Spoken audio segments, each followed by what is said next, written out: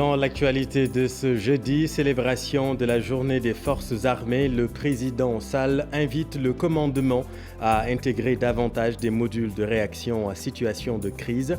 Selon le chef de l'État, l'implication des forces armées dans la gestion des catastrophes nécessite des savoir-faire nouveaux. On vous en dit plus dans cette édition. Accord de partenariat entre le Sénégal et la Banque islamique de développement pour un bon déroulement de la campagne agricole 2019-2020. Une enveloppe de 30 milliards est dégagée pour la réussite de la campagne. Plus de détails dans cette édition. Sous nous, 94 milliards Nailer, c'est le nom d'un nouveau collectif pour inciter la justice à vite élucider l'affaire. Au menu de leur plan d'action, une pétition et une marche la semaine prochaine. Et puis, vous aurez le journal du Gamou en direct de Tivaouane. Nous sommes jeudi, c'est le dernier jour du Bourde. Sorna Natambay, bonsoir. Quelles sont les actualités que vous allez développer dans votre journal ? Bonsoir Chérif Diop et bonsoir à tous, bienvenue à Tivaouane. À la une ce soir, opération de sécurisation. La police nationale a mis la main sur 75 individus pour différents délits. 6 cas d'accident ont été recensés. Au total, 2086 éléments sont déployés à Tivaouane pour assurer la sécurité des personnes et des biens. Le directeur de la sécurité publique était en conférence de presse.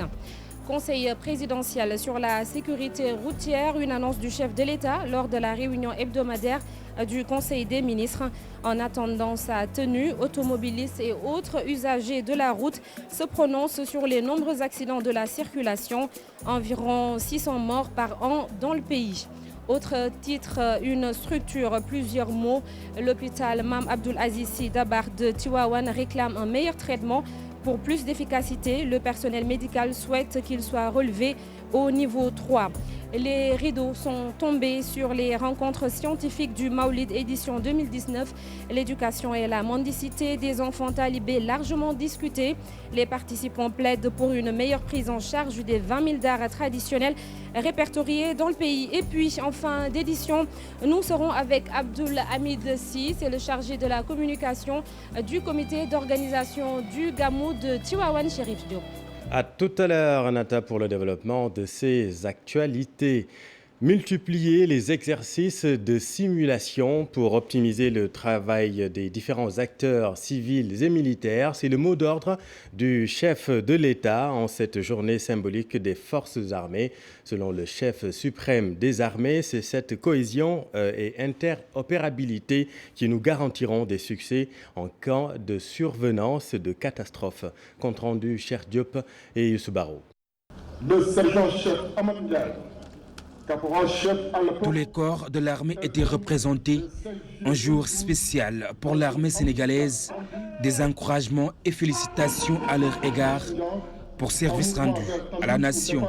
Officiers, sous-officiers militaires du rang, je m'incline solennellement devant vos drapeaux et étendards et vous témoigne ma fierté et la reconnaissance de la nation pour la constance de votre engagement exemplaire. Comme chaque année, pour magnifier le concept Armée-Nation, cette fois à travers le thème « Le rôle des forces armées dans la gestion des pandémies, ces catastrophes ». Dans un monde où les menaces sont protéiformes, les armées ont dû adapter leur concept d'emploi pour passer d'une approche exclusivement centrée sur la sécurité du territoire national à une approche holistique axée sur le concept de sécurité humaine. Le travail des djambars est vanté sur notre territoire et sur la scène internationale. Le chef de l'État promet d'améliorer les conditions de vie de l'armée sénégalaise pour qu'ils mènent à bien leur mission. Aujourd'hui, certains aéronefs de l'armée de l'air, ainsi que des navires de l'armée de mer, ont été conçus pour être en mesure de participer à des opérations d'assistance et de secours à des populations en détresse ou à la lutte contre la pollution maritime. Aussi, la Marine nationale et l'armée de l'air devront-elles élargir leurs compétences stratégiques et opérationnelles dans la perspective de l'exploitation prochaine du pétrole et du gaz offshore. La journée des forces armées au moment de dialogue, une journée aussi pour rendre hommage aux djambars qui ont tout donné pour assurer la sécurité de notre nation, parfois au prix de leur vie. Le sergent Amadou Maktarba du bataillon de cité de Génie. Cher, le concept armée-nation est bien perceptible à l'intérieur du pays. Vous allez le voir à Kolda. Là-bas, les soldats, parallèlement à leur mission de sécurité, participent au maintien de l'ordre lors des matchs de foot des championnats populaires, communément appelés Navetan. Des matchs qui ont lieu dans des zones où la police et la gendarmerie ne sont pas présentes. C'est l'armée qui donne un coup de main bien apprécié par les jeunes. Reportage Abdoulaye Diallo. Un sport sans violence est devenu un enjeu de taille à nos jours. C'est ce qu'a compris des soldats de la zone militaire numéro 6 de Kolda en poste dans des localités où les populations sont loin des forces de maintien de l'ordre. Ensuite, de leur mission de sécurité, ces soldats participent au maintien de l'ordre dans les terrains de football du championnat populaire de ces localités. Vraiment, c'est ce concept armée-nation est à sa juste valeur justifiée dans ce secteur-là, parce que depuis le début, vous savez que c'est très loin de Kolda, c'est plus de 45 km de Kolda, mais il y a la présence de l'armée depuis le début qui accompagne ces activités pour la sécurité. Et si vous voyez un peu partout, vous regardez, il y a des militaires, parce qu'il n'y a pas la gendarmerie, il n'y a pas la police, mais vraiment le concept armée-nation justifie sa présence ici. Ce qui a permis aux acteurs du championnat populaire haut de gamme de mener leur compétition dans la paix et la sécurité.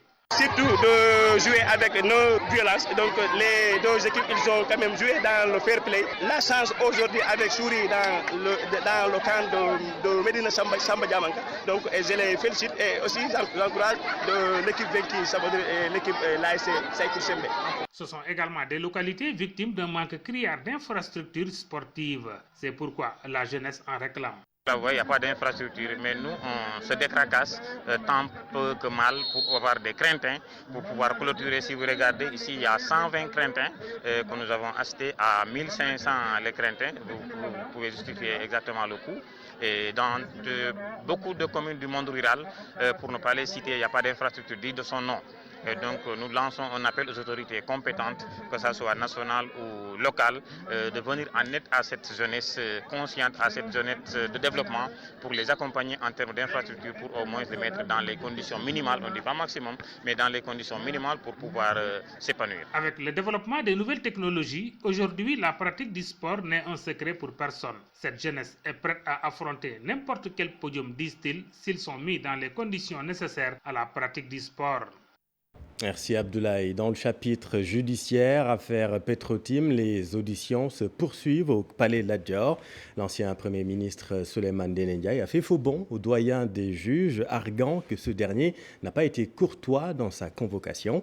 Selon le PCA d'Air Sénégal, la lettre de convocation du juge est sans objet. Par conséquent, il ne déférera pas à cette convocation. Samuel Sarr, lui, a répondu à l'appel de Samba Sall. L'ancien ministre de l'Énergie affirme ici toute sa confiance à la justice sénégalaise pour que la vérité éclate enfin dans cette affaire. Écoutez, j'ai été auditionné par le doyen des juges sur l'affaire Petrotim. Mais comme c'est un dossier qui est en instruction, je ne peux pas en dire plus.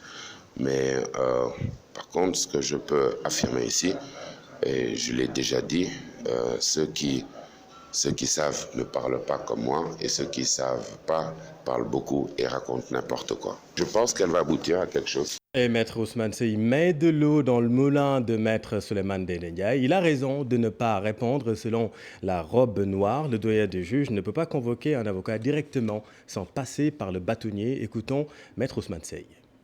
En ce qui concerne les ministres, les premiers ministres et les secrétaires d'État, ces personnes-là ne peuvent témoigner que sur autorisation, par décret, sur rapport du ministre de la Justice, du président de la République.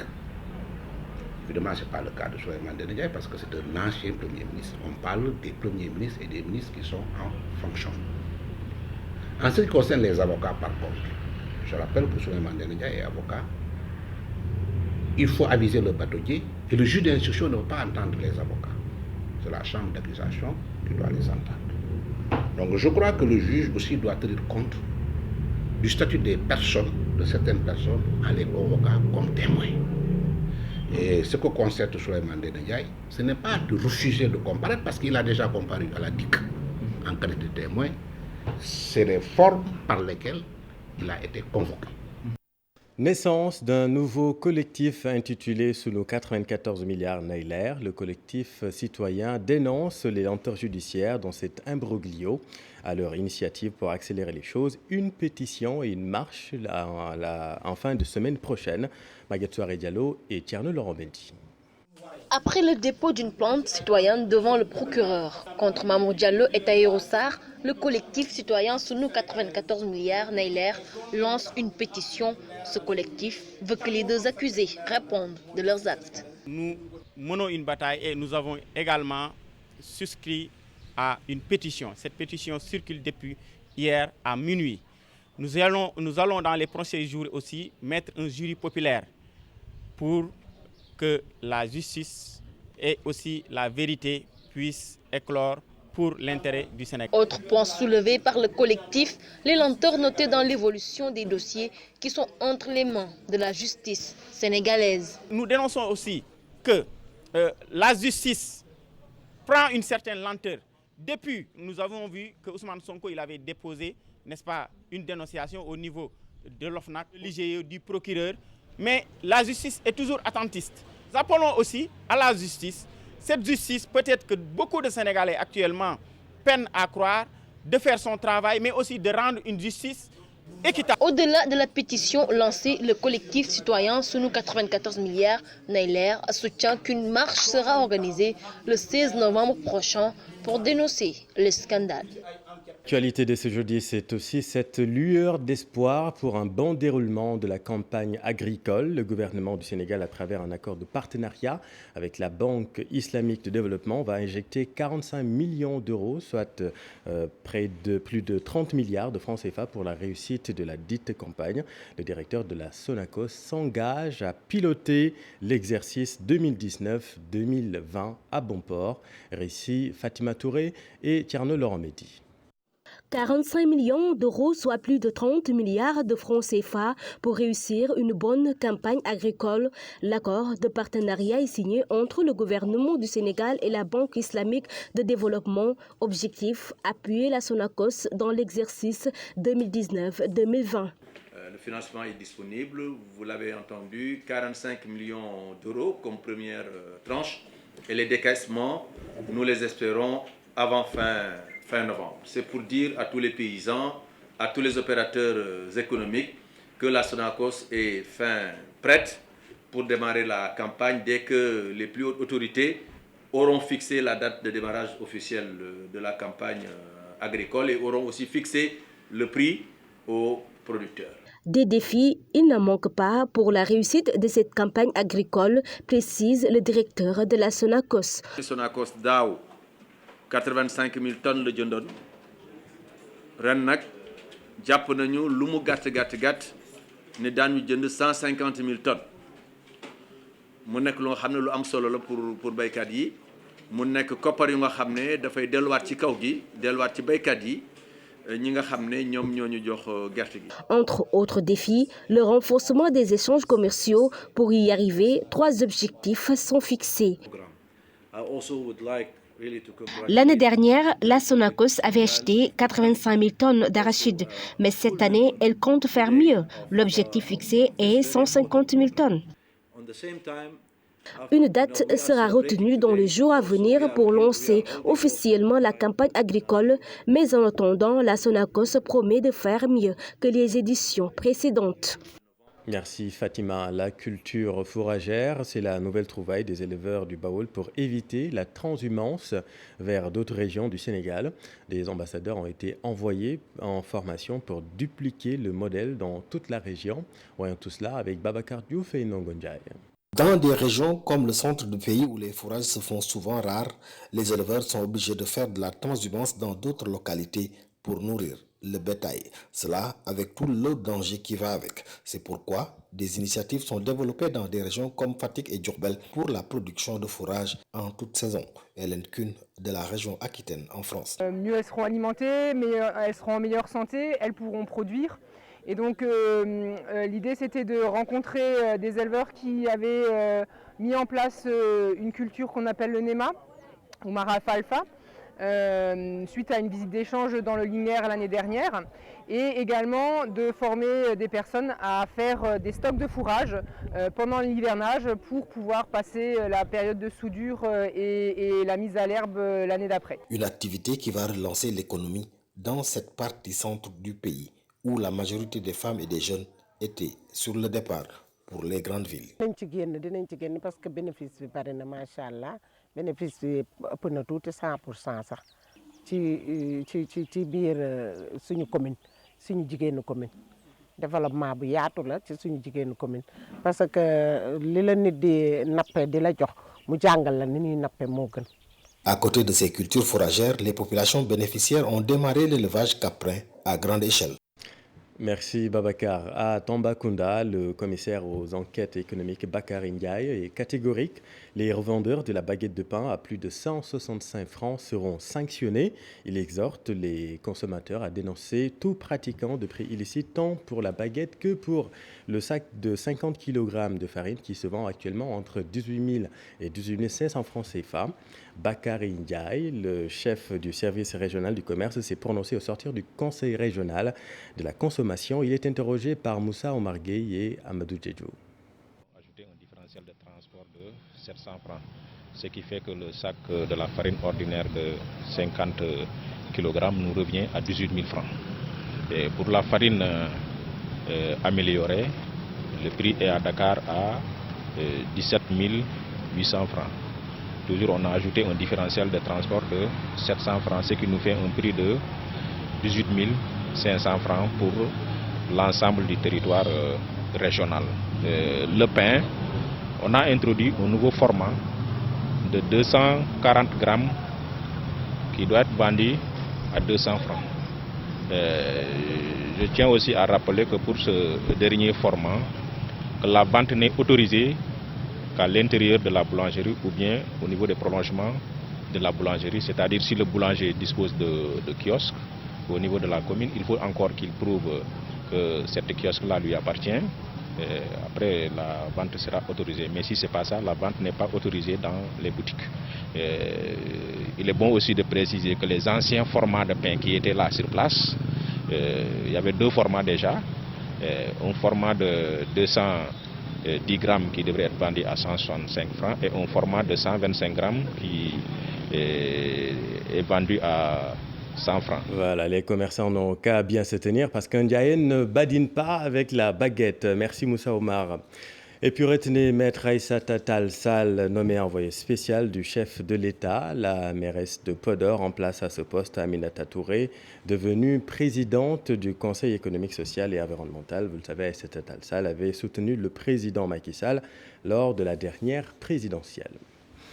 Recrudescence des violences faites aux femmes, la synergie des organisations de la société civile basée sur le genre condamne et s'offusque du nombre de cas. En atelier de formation de leur relais communautaire, ces femmes décident d'apporter une aide juridictionnelle aux victimes de ces violences. Voyons tout cela avec Ousseynou Thiam et Ahmadou Bamba-Samb.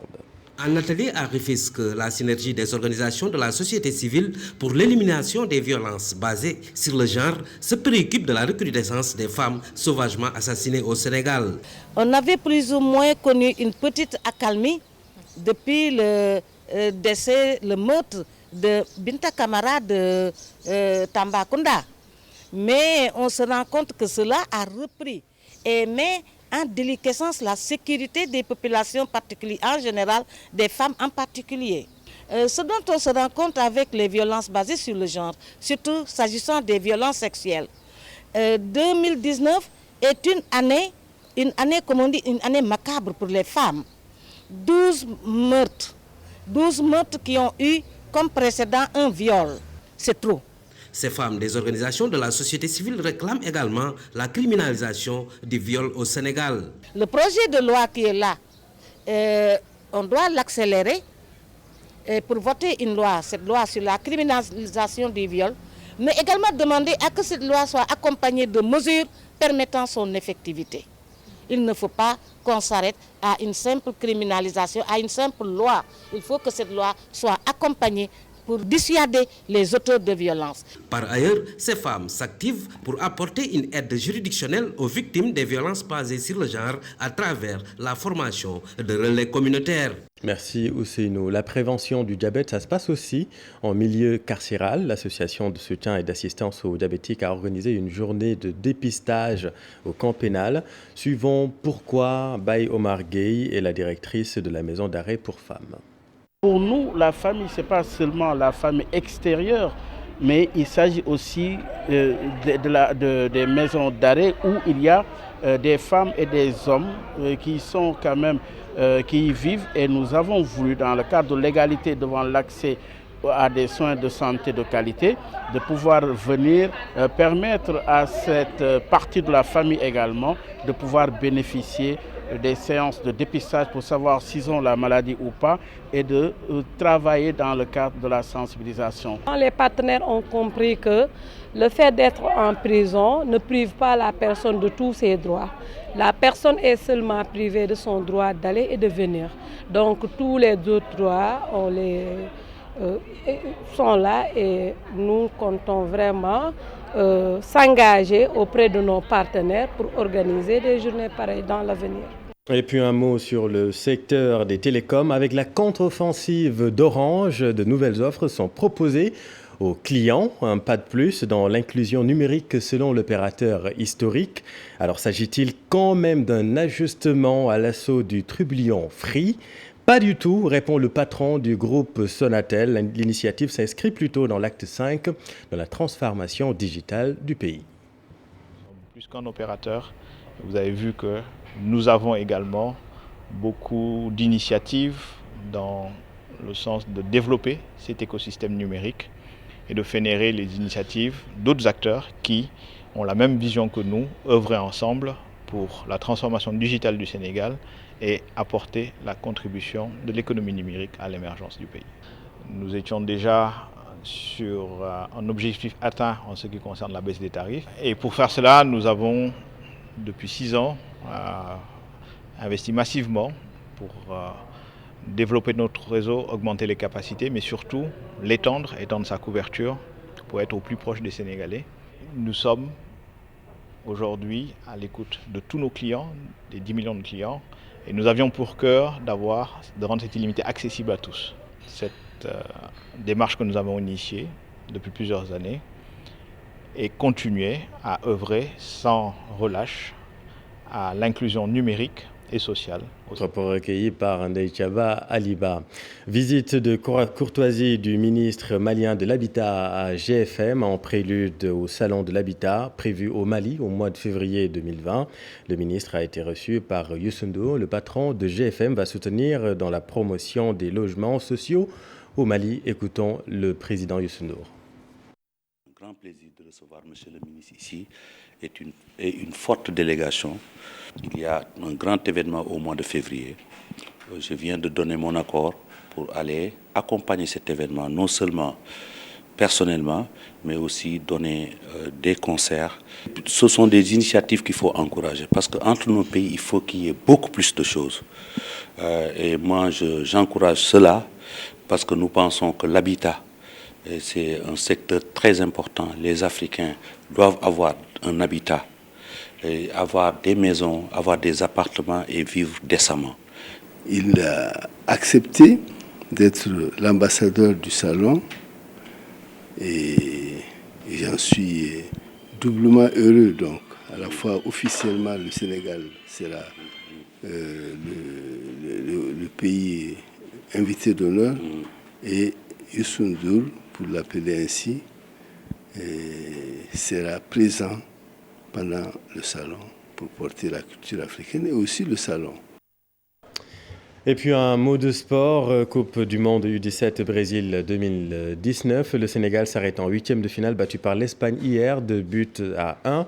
Encore une fois, le manque de solidité défensive a apporté préjudice aux Lionceaux qui représentent les derniers espoirs de l'Afrique,